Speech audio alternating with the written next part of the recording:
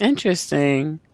Yeah, I Because mean, think about, of course, that's a part of what he was doing. Yeah. yeah, And the process, being a serial killer. But yes. yeah.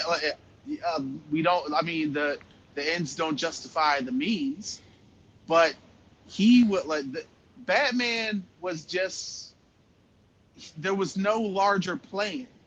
He would just, he'd go out, he'd stop some muggers here and there, he'd help out with an investigation or two, but the Riddler would actually push the story forward. And that's what I think is a kind of a brilliant way, because I also see that, but I had a different perspective on it versus I much now agree, and my perspective is expanded because of what you're saying. But my perspective going in was like, because of the people who come after the Batman then is granted bigger cases to solve, is how I felt.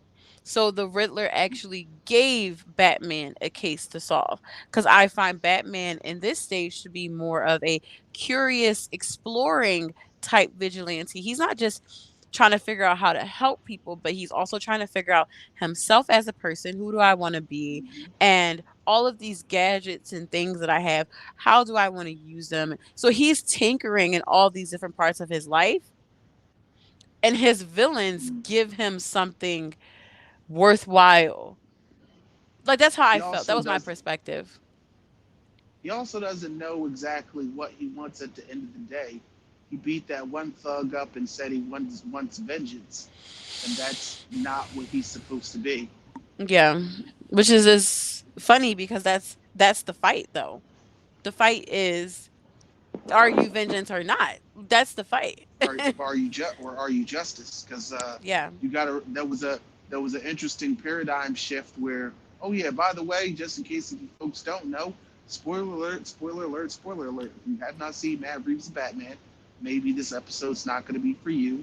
But don't worry, in about 3.5 weeks, it's going to be available on HBO Max.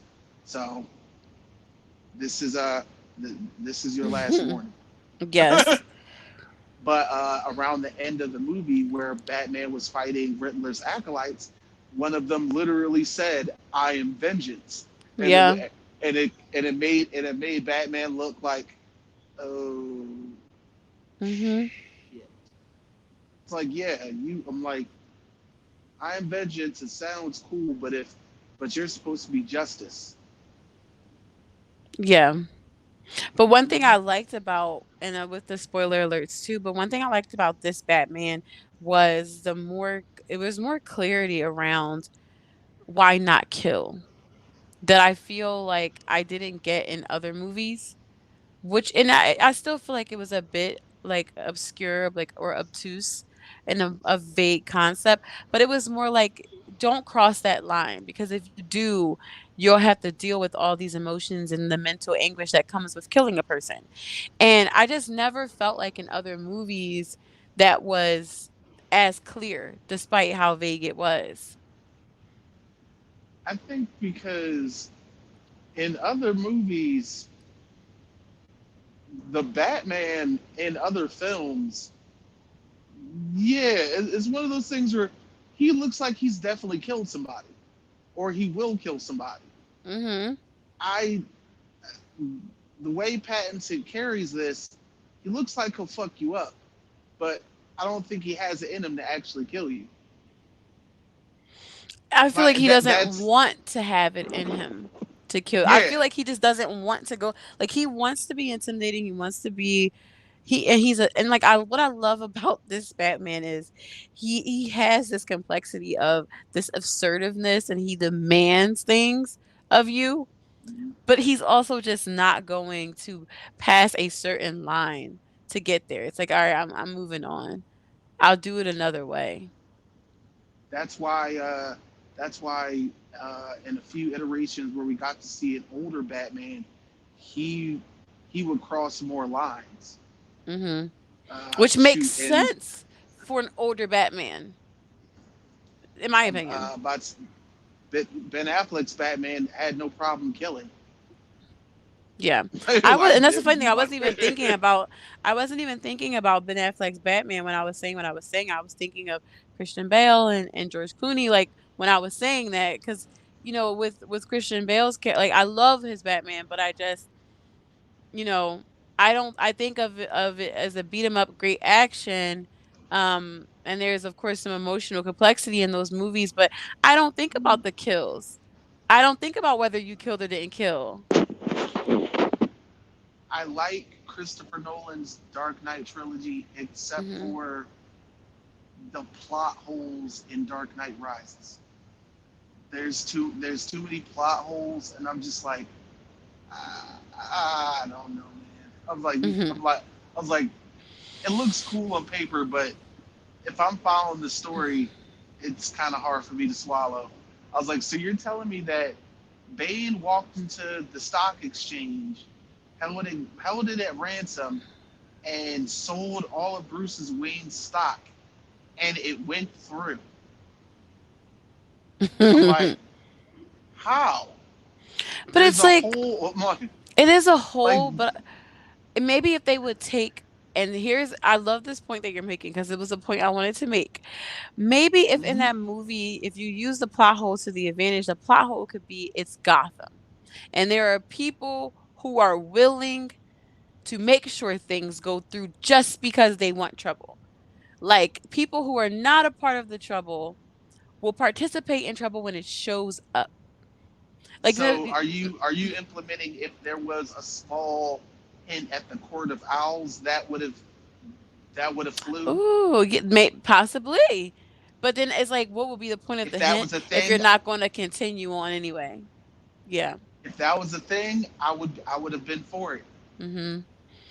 And so to even back up that point though, one thing I like about this Batman with Robert Pat is that I felt like Gotham was taken into account more. Like you really got to feel the grittiness and the personality of Gotham.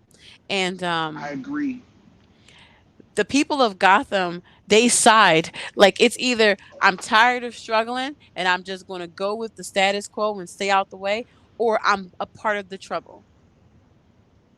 There aren't that many Yeah. people in Gotham trying to make a better change, and the ones that are, they know they're in danger. hmm Like I, especially when it comes to Gotham as a character, I can't identify this place on a map, so it feels real, and Mm. I like that. When it came to Mhm. the Nolan trilogy, it was Chicago. Like I knew it. Mm. Okay. Yeah. Like I Yeah. knew it like the back of my hand. I was like, Excuse me. oh, it's Chicago. But I here just I'm just like, I don't know where the hell they are. So they're in I Gotham. always thought that I love it. Gotham should have been like a city in New York.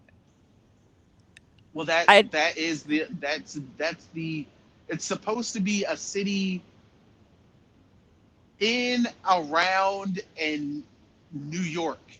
It's somewhere in yeah. between upstate Jersey and New York City. And I want it to feel that way without it feeling like I'm in New York City. I want it to feel like I'm in Gotham. It's just this hole of a place that people that don't live in Gotham avoid. And the people who live in Gotham are sucked in and can't leave. Bad bad things happen. Yep. Exactly. And most of the people in Gotham will embrace that for sure. So, uh, listen. I like I like that there was a very decent focus on Gotham's mafia, Yes. because don't get me wrong. There's a massive rogues gallery when it comes to Batman, but some of his in the earlier days it was mostly the mafia. Shoot, and one of the best graphic novels, The Long Halloween, it was mainly the mafia. I mean, Mm. sure, eventually some recognizable faces came through, but it was mostly a mafia issue.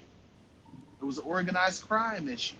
Yes, that's where when you say like with the organized crime, that's what I always think of Batman. I don't always think that Batman spent all of his time being Batman dealing with these almost supernatural or heightened villains. I really